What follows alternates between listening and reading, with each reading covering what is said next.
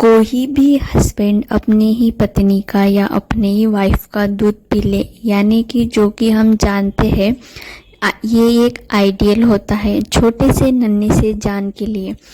अगर कोई हस्बैंड अपने वाइफ का वो दूध पी ले तो सुनने में ये कितना अजीब सी लगता है ना।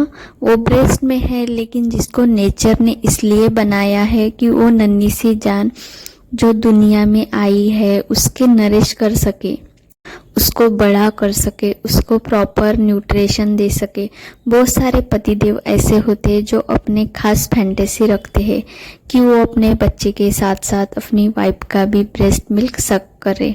ऐसे काम अक्सर वो पुरुष करते हैं जिन्हें खास तौर पर अपनी पत्नी का या कोई भी औरत का ब्रेस्ट पसंद है।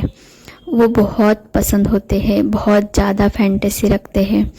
कोई भी फीमेल की ब्रेस्ट को लेके किसी पुरुष को निप्पल बहुत पसंद होते हैं, या किसी को उनका दूसरा हिस्सा, या किसी को उनका पूरा का पूरा ब्रेस्ट।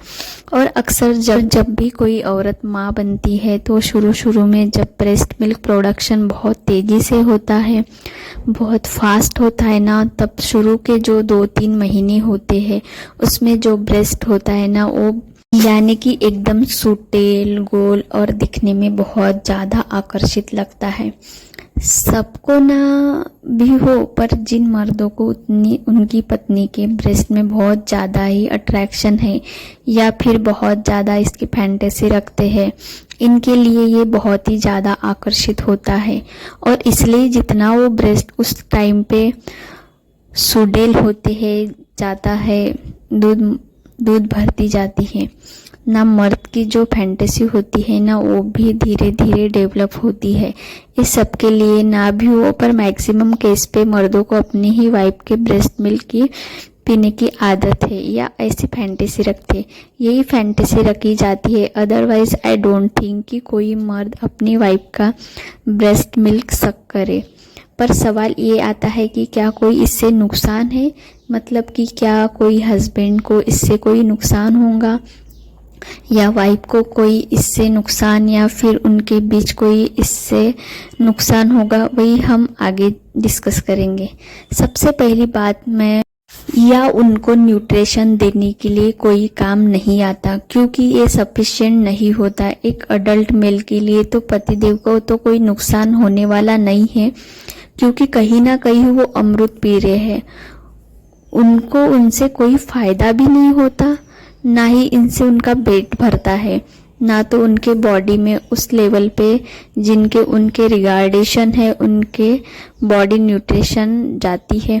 बट ये आइडियल होती है उनके उस बच्चे के लिए। जाहिर सी बात है कि अगर कोई मर्द अपनी फैंटेसी को पूरा करने के लिए अपनी वाइफ के मिल्क को पी रहे हैं तो इतना सावधानी उनको रखना चाहिए कि वो इस लेवल तक शक ना करे, उनके बच्चे के लिए सफिशिएंट मिल्क बचा रहे।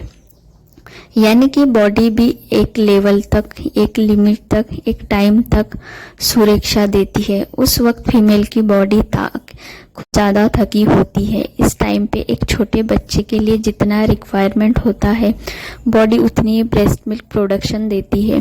फिर धीरे धीरे बच्चा भी बड़े होने लगता है, प्रोडक्शन भी धीरे धीरे बढ़ने लगती है। फिर एक टाइम पे मिल्क घटना शुरू हो जाता है।